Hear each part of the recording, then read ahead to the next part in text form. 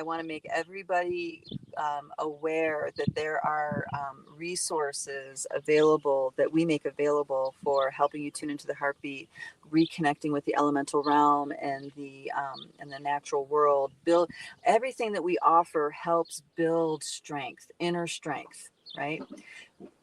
We we and what my initial vision is about, the download for me was about inner circle magic and the return of the power of inner circle magic. This, some people may equate this to Lemurian magic, Lemurian creation codes. This is true, it was live in Lemuria, but it's much more ancient than that. It's a cosmic reality, it's a cosmic truth.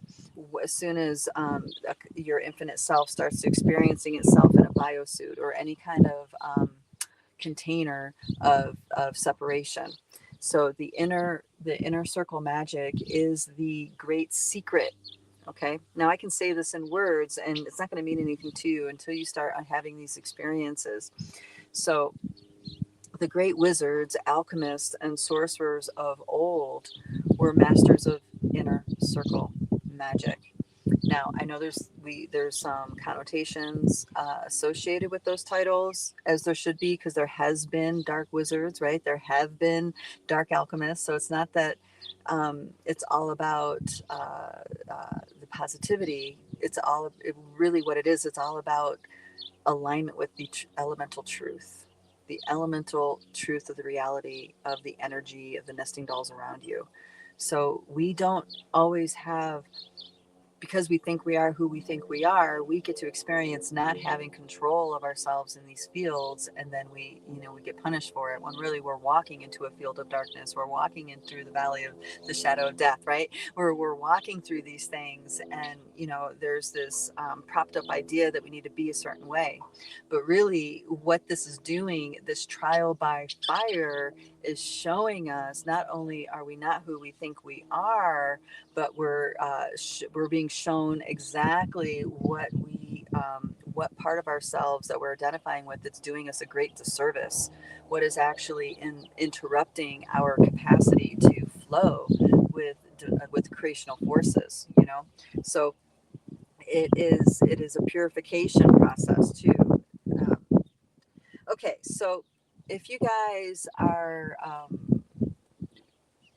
really stepping up in your service, or want to, I want you guys to just sit back and let go of all ideas and let your dream time tell you.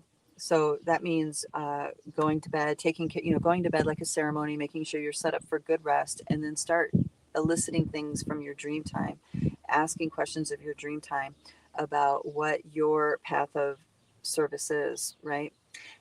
And again, you have to have good boundaries, because this isn't about giving all of yourself over to the point of depletion. It's about you being your authentic self, and allowing that expression to be in its impact, right? To have that impact. We all need each other right now. We all need each other to really show up, because when you are someone who really shows up and other people don't, this distortion field goes crazy. And then if those other people have ill intent, then it just gets even more chaotic and confusing. And wow, the energy of what I'm talking about is very different than what I wanted to bring in. So I'm redialing in over and over again about what this flow is that I'm on here. Um, yeah, the fields, right? The collective fields. There's a really wonderful, I think it's a 10-minute video by Rupert Sheldrake that talks about fields and how it influences our actions when we allow ourselves to just be in flow.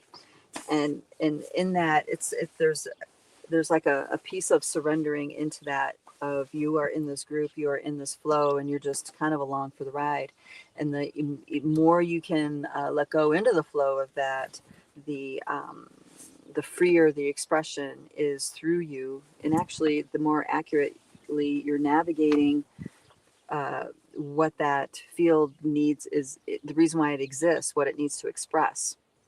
Now all this talk with Uranus and this upheaval and this this baseline getting shooken up, this is something that if we're really rigid and we're really not willing to, and we're in the fight mode, it's one of those energies that will bring us to our knees. I don't know if you guys have ever had life moments like that where you're just brought to your knees. You know, it's like the choice is, you know, have an experience that takes you to that level, or start going through the scathing process of looking at these things that are not serving you, these parts of you that are interrupting your capacity to flow with your authentic expression, right? um, and it's harder than it's easy, and it's harder. What's hard is to let go. What's easy is once you let go, you just let the inertia carry you. You know, and that actually becomes more of a path of joy.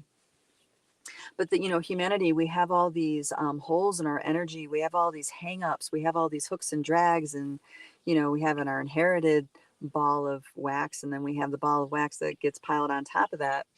And you know, it's a journey to clear all that up and start building a strong energy field again. It's a journey to really let go of the conditionings and all this, and let the structures of that in the unseen realm fall away, and then start build that strong energy field.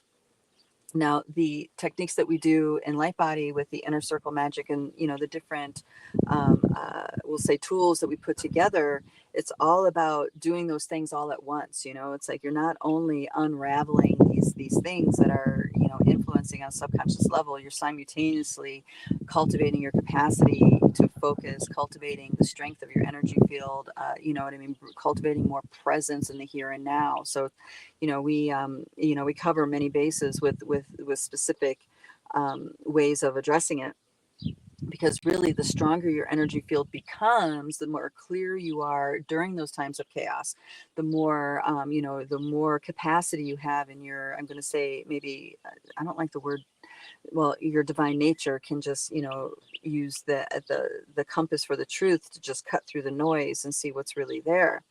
But it takes more than will and strength of character to do that. Your energy needs to be congruent. It needs to be congruent with your inner rhythm. And the more time we spend hanging out in our inner rhythms and being aware of it and tuning in and working with that inner, that what I'm calling inner circle magic, the deeper you're anchored in, and it becomes effortless over time. It's just that the unraveling is something that takes a while, because you know, because we are in the position that we are as encoded souls. You know, we chose usually families that are really dense and have a lot of trauma, drama, and addictions and all this other stuff. So it's like we came here to clean that up, so we can now have our authentic experience. You know, some people might call it causality or karma. You know, there's different ways to look at it. Some people would just call it the dharma.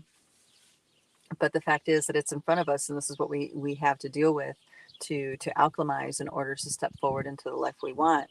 And it just so happens that the world is in this state of chaos. And I feel like, you know, once we have that strong center, or once we get a taste of that strong center and revisit it, it's like we can manage the chaos much better. And in that way, I'm seeing we truly are way showers, because we can actually walk through the storm and not lose ourselves to the storm, right? Now, I imagine some storms are more intense than others, and maybe we have more. We get challenged to our threshold for sure. Uh, but in the act of doing and really showing up, we learn a lot about how to be strong in those ways. And remember, strength is not about the power like this. You know, it's not the fight, it's not the weapon, it's the stability of that tree, it's the stability of your axis. And I guess this is the message that's really coming through, is that, you know, there's a lot of chaos happening, there's a lot more to come. It's written, I mean, I think we all feel and sense the writing on the wall around that, and that the our path through is sticking to that center, whatever that might be. And you know, chaos is actually a good thing, because it's shaking up structures that would once really have a lot of dominance in how we rise up in ourselves, you know. And now the structures are challenged at every level. They're unstable, so they don't have the kind of impact that they once did. And I'm talking about 4D structures, you know, the 5D, 4D frequency fences and constructs that we have through vows, agreements, promises, all that stuff, right? All that's getting shaken.